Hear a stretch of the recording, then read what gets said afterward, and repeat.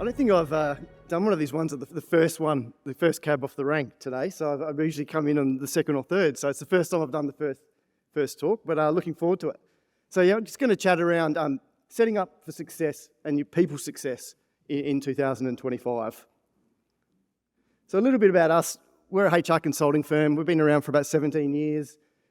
We take quite a commercial approach to HR. So not necessarily just the internal approach that internal HR takes. We look at commercial results and trying to get commercial results for business owners and business advisory and people advice.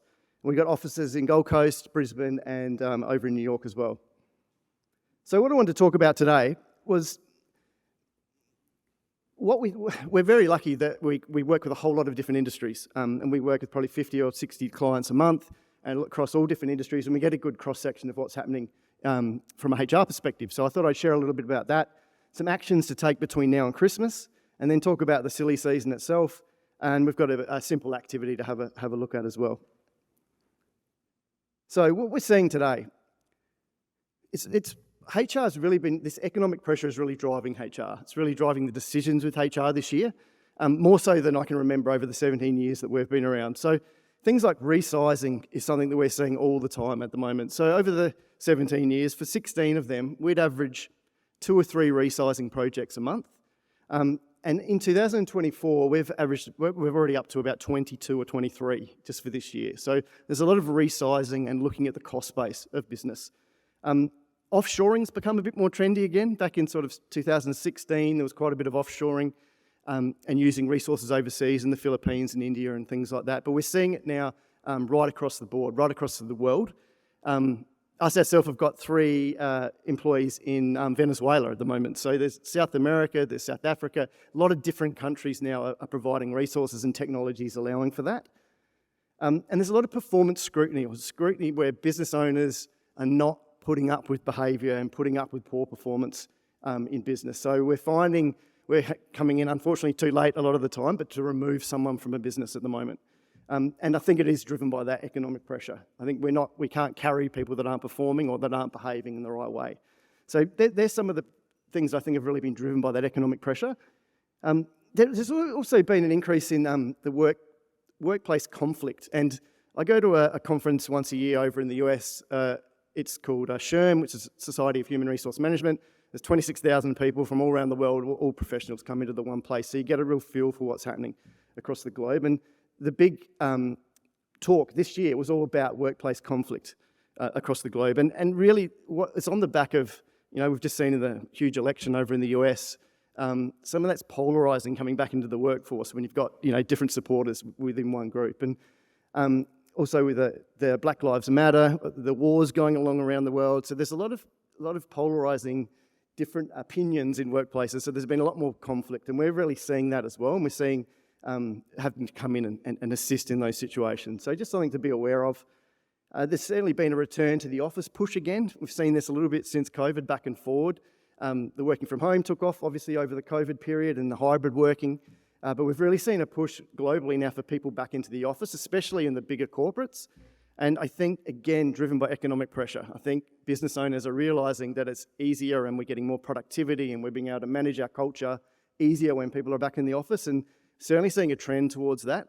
In the small to medium business space in Australia, not sure if it's going to ever get back to how it was. I think it's always going to be in a hybrid scenario, but there is a bit of a push to get people back into the office, and as business owners, we need to really understand how we get the most out of our team and whether that's something to look at in the new year.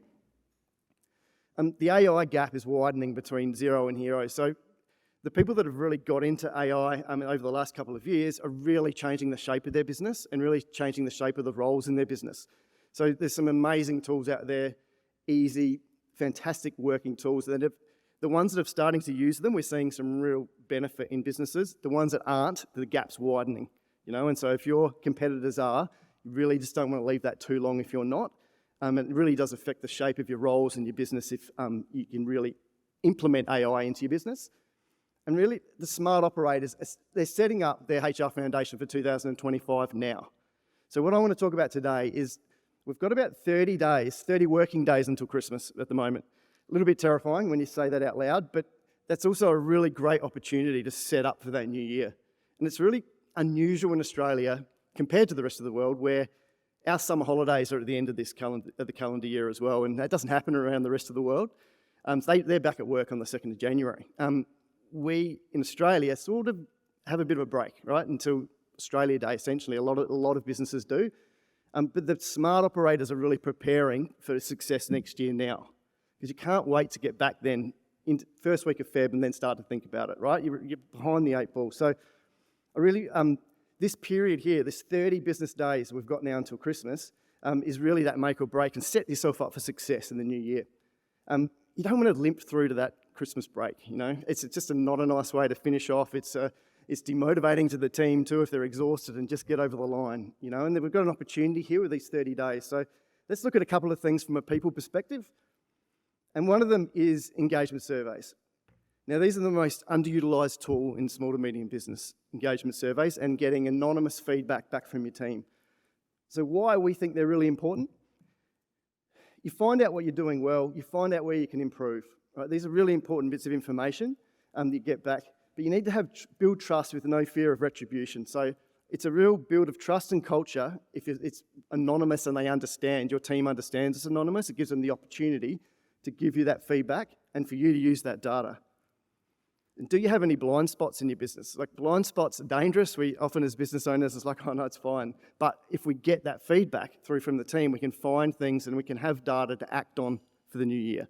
And that's really important. You know, we don't want to just guess that we've got it right. So the blind spots, super, super important. And how do you compare internally and externally? So internally, if you can be consistent with engagement surveys, you can benchmark yourself year on year and see where the progress is and see where the, areas that you need to improve are, but also externally. So what are other businesses, similar size, same industry, how do you sit compared to them? Like, it's very hard to know that, right? So sometimes these engagement surveys and anonymous engagement surveys can be great tools to set yourself up for success and get those lead indicators. You know, like, don't just guess what you need. Let's learn from get the lead indicators out of these surveys. And it also doubles down as showing that you're listening to your team, you're hearing them, and you're allowing them to provide that feedback. So closing the loop on surveys is really, really important.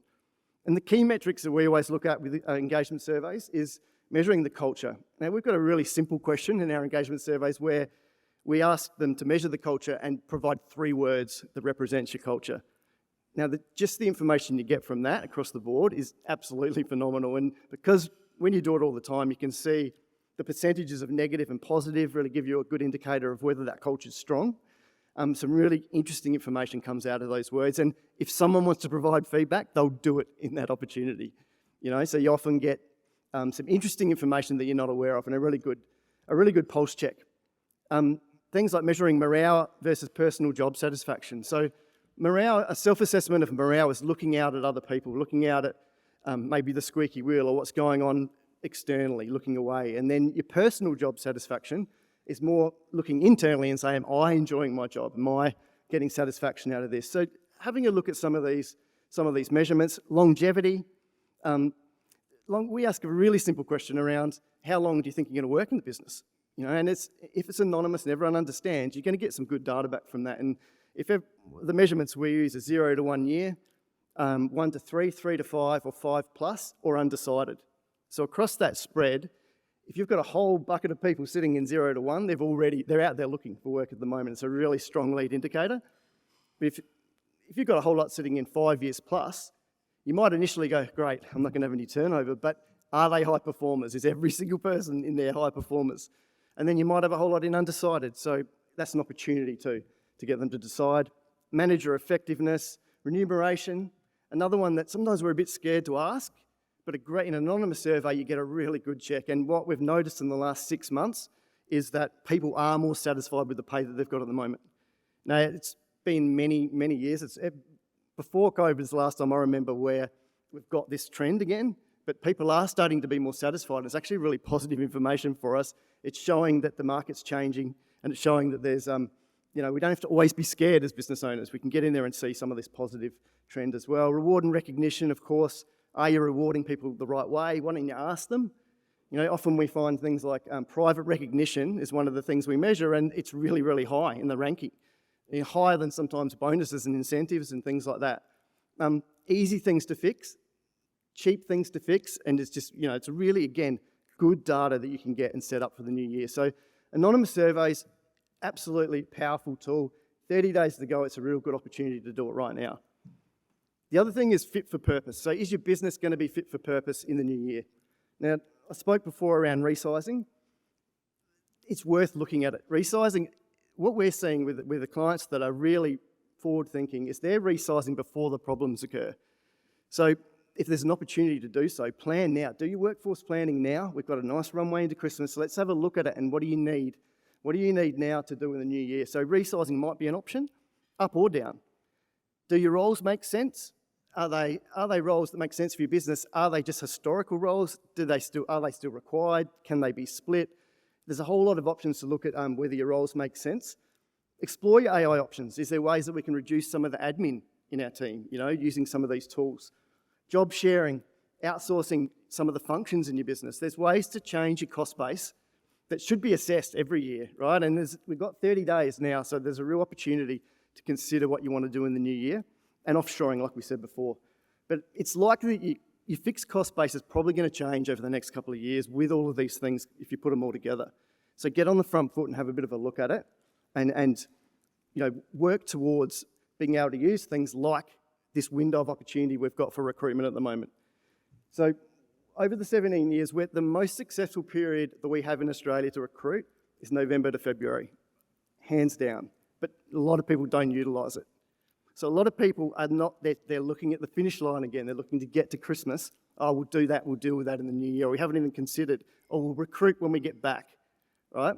If you look at the job stats, and consistently, year after year, the most job ads of anywhere, any time of the year, is the first week of February. Back in the office, who are we going to recruit for? If you start recruiting then against the same talent pool, it's going to be more competition. You're probably not going to get someone until after Easter, right? You start planning now and you use this window over Christmas where people are having barbecues, the passive job seeker is just chatting and thinking, well, if an opportunity pops up, let's have a look at it. It's a great way to attract good talent over this period of time. And it's a stronger pool where people aren't all diving in the same time. So, and the other thing with that too is it's the branding opportunity of recruitment. So if you're recruiting over November to February, and you're getting your name out there, you're getting your brand out there, there's a marketing benefit to that as well. There's not as much rush because you can take time to interview. People are respectful of that over that Christmas period. It's a really, really great time to attract staff. So workforce planning around your staff, really, really important to do over these next 30 days. So the best window of the year, like I said. Then we've got the silly season. So it really is the silly season this time of year, especially in the HR world. We find some very interesting things going on this time of year. So there's a couple of tips here I want to talk about. So in this run into Christmas, you've got to think about retention as well. So if everyone is just running at that finish line, like I said, and they're tired and they limp over and they get on their break, what are they going to be thinking? Like the taste in their mouth around that going into Christmas is likely that they're one of those people that can be attracted away over that period of time. So how do you keep it positive? And how do you keep it upbeat between now and Christmas Day? That's the important thing to look at now. And paint the picture of the new year. It's really important to paint that picture of what happens past Christmas. Like we're all looking at the finish line, and I keep saying the finish line because it's subconsciously what people look at this time of year. But really, we should be talking, not just with your management group, but the whole team about the exciting thing you're doing in the first quarter, or what we're going to do start of March. Like get people thinking forward and connecting to some of the things you're doing in the new year, because then they're going to go into Christmas with that forward-thinking attitude, right? Not, I was exhausted on that last week before Christmas, So maintain that morale, keep communication early and long-sighted. Look into the new year, don't just do it in the short term. And make flexible schedules for people. Be a bit flexible around this time of year.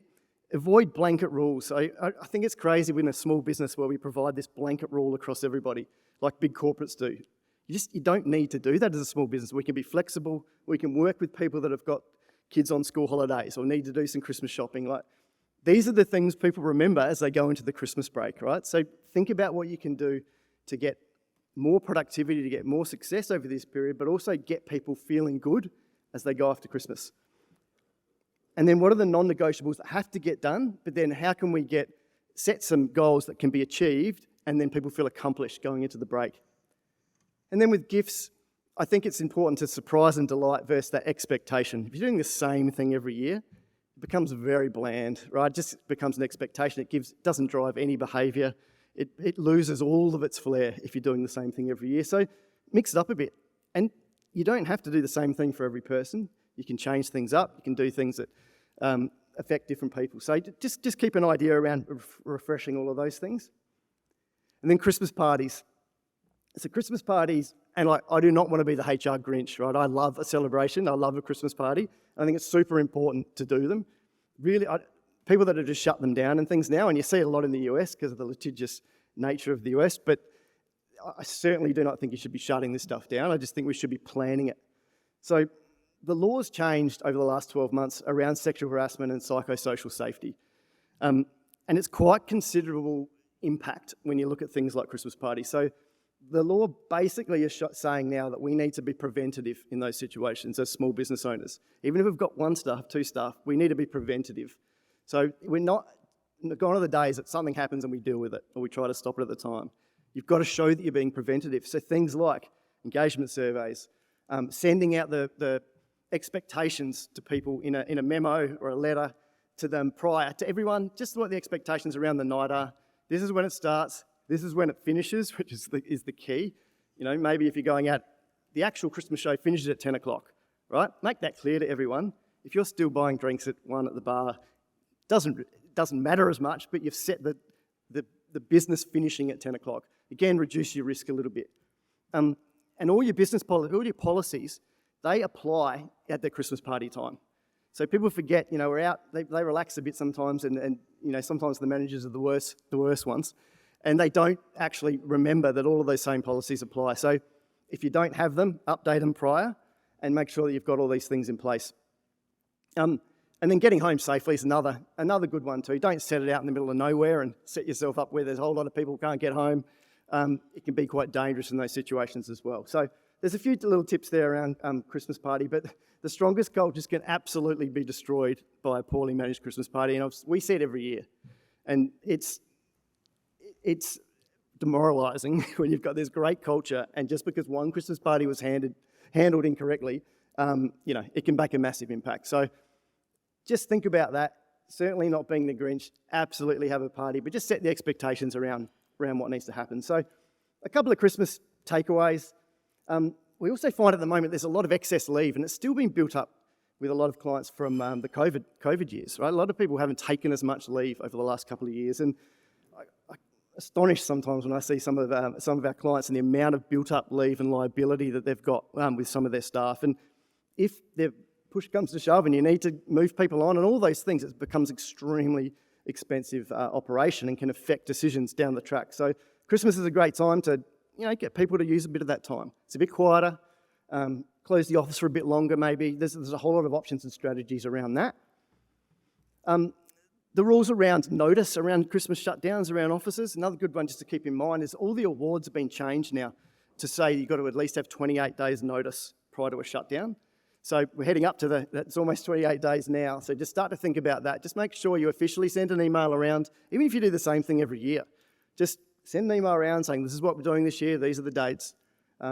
Some awards are actually longer, so please check into that. But 28 days is in most of them now as a standard. Like I said before, short-term goals so you can get some accomplishment heading into the break. Respect to work training is something you really need to do. It's a legislative requirement, and it's around your sexual harassment, equal opportunity, all those legislative policies. Now, if you haven't done that, it's a great time of the year to get that done now around this, before the Christmas party ideally, or early in the new year, but just get into that rhythm of doing it once a year. Really important. Update your policies, put them into place if you don't have any. Simple to do. Boring stuff, I know, but I see the bad end of it when you don't have this stuff in place. And don't overpromise and underdeliver. You see that a lot too in small business. Promise the world heading into Christmas, all of a sudden it got too busy and we didn't do it. Like that's, you pull the rug out from someone like that, and that's really, really damaging to culture when that happens. Celebrate success. Please make sure you celebrate. I'm not saying don't celebrate, just put some things in place. And you want people feeling accomplished, happy, excited going into the break. So we've got an activity here, and I haven't used this before, so please tell me what I need to do at the end. But it's stop, start, continue. Very simple, but I just want you to have a think about it from a HR perspective around your tables at the moment of reflecting back what you think you'll stop, even if it's just one thing. Looking forward, what would you like to start in the new year? And then, what will you continue on? What worked well this year that we want to continue on? And I think it should come up in a word cloud if I hit click. So if people type it into their phones, we can kind of talk it through as things pop up there, if anyone's brave enough to type something in there. So this is what you would stop. What's something you've looked back on and you thought, nah, that didn't work. We've got to stop it. I'm not going to just do it for the sake of it. Anyone got any ideas, anything there to add up onto the screen, and we can kind of talk through them as we go? Yeah, if that's the one thing everyone takes away, that little statement there, ignoring bad behaviour, because that is damaging in so many ways and extremely expensive if you keep ignoring it. If you get in there early, there is a million ways to sort that out. Delaying hard feedback's a great one. And sometimes just because it's Christmas, we get a little bit soft on that delaying of hard feedback, so a really good one. Yeah, meetings for the sake of it. Great one. Trying to please everyone, it's fantastic as well. Printing, that's very environmentally clever by somebody. I like it, that's well thought out. Sweating the small stuff. This is great. With the word clouds, do we send them around to somebody? Or how does that work, Leanne? Tell me about this technology. Okay. Great. I can't read this, I can. Fantastic. And with these things, this is a really simple exercise. Stop, start, continue, right? A very, very, very simple exercise, but it's super powerful. Take it back to your team, talk about it with your managers. Maybe ask each of your managers to come up with something under each of these headings. Donald Trump. I've just got back from the US and I do not disagree. That's great.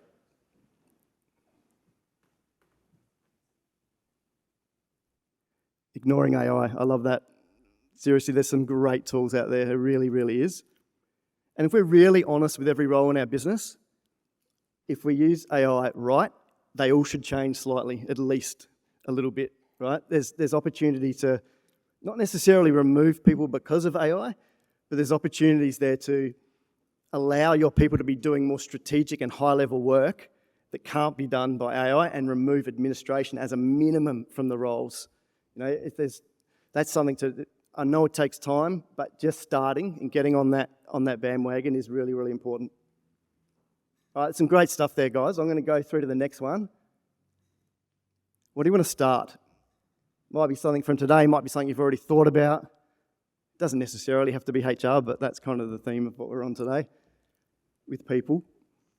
And often what you want to start is something that's been in the back of your mind for a bit, right? You just haven't got the chance, you haven't had the time, you're like, the year's got away with us. Employee surveys, woohoo! With the employee surveys, the anonymity is extremely important because if people don't trust you and don't trust the data is anonymous, so we do a lot with our clients because as an external provider, we can guarantee that. But if you start asking questions like what department do you work in and you narrow it down, people get nervous about that. So try to make it really anonymous if you do the surveys. Org structure, whether it's up or down with your org structure is really important too. Growth or resizing because you need to reduce that cost base.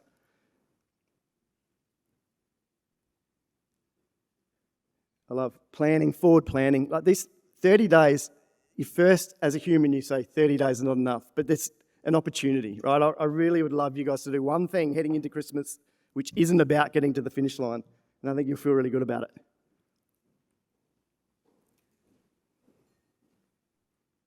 Four-day work week, that's a good one. Seeing that more and more in Australia and overseas, the four-day work week. But it's interesting how you approach that. It sounds simple, but there's a lot of different permutations of that, right? Are you doing 38 hours over 4 days? Are you actually allowing them to do less hours and be more productive? There's a whole lot of planning that goes around a four-day work week. We actually did this in our business back in 2015, really early on in the discussions around four-day work week, and it failed miserably because our staff couldn't release themselves from thinking about work over that day, and they just couldn't teach themselves not to be at work for that day. So that we had some really good lessons across that, but it's not as simple as it just sounds on paper. Okay, across to what you continue, and this is important too. This is going, okay, we've done this, we've put time into it, we've put money into it, but is it worth continuing, right? If it's worth continuing, let's keep going with it. But don't just do things for the sake of it. But what have you've done this year, you could share with everyone in the room that you really want to keep continuing on because it's worked for you? Oh, good ones. Employee one-on-ones, you're singing out of my hymn book because one-on-ones are so important, getting that touch point, especially with hybrid workplaces. You know, you're not seeing people as often, you need to manufacture that. So one-on-ones with managers and employees, not just for workflow, but to check in with them, check in on their well-being, how they're travelling. Salary benchmarking is a great idea, and the trend with salary benchmarking at the moment, so be careful of this, is that it's dipping across the board. So we've went crazy over the last couple of years, and all the small businesses were competing with a large business. It's starting to dip back again. So don't overpay, don't over-offer at the moment, and just be careful about throwing money around because you could be potentially wasting it if you're not putting it in the right place. Some really cool stuff up there, guys. So read what other people have got because it's obviously been working if they're continuing on with it. You know, it's not from me, it's from people that are using it. And being a small business owner, I'm going to also take some notes around some of these things. There's some really good stuff. I appreciate you all buying into that and sharing it up on the screen. I've never done it like this on the screen, but I think it's a good way to do it, to share with the whole room instead of just around your own table. So that's awesome. So just as I come to the end, a couple of takeaways here. Like, I'd love you to reflect, get feedback through these anonymous surveys is the way that I really love you to do it. And they don't have to be over-surveyed. Only once a year, get the right data and get the data points. And what's it telling you? What are those lead indicators? Don't just do it for the sake of doing it. Have a look at what it's telling you because it does paint a big picture, the data that comes back from an anonymous survey. But it also doubles as check-ins around psychosocial safety, people feeling heard, culture. There's so many spin-offs of surveys that are just amazing. Are you fit for purpose in 2025? Do you need to be bigger, smaller? What's your cost base look like? Can you outsource? There's a whole lot of things you can look at there. Just do it over these next 30 days, not in February. You'll get ahead of your opposition. Now get the jump. If you're going to do any recruitment, use this period of time. Use November, December, January. It is the best window of the year to recruit, bar none. You'll get the best talent and you'll just have better results over this period. So yeah, please use this window because the next best window is the end of financial year and for similar reasons. So just use this window. Be deliberate with these next 30 days. Like, you've got an opportunity to be really proactive. Like, use this runway. Set yourself up for success in the new year.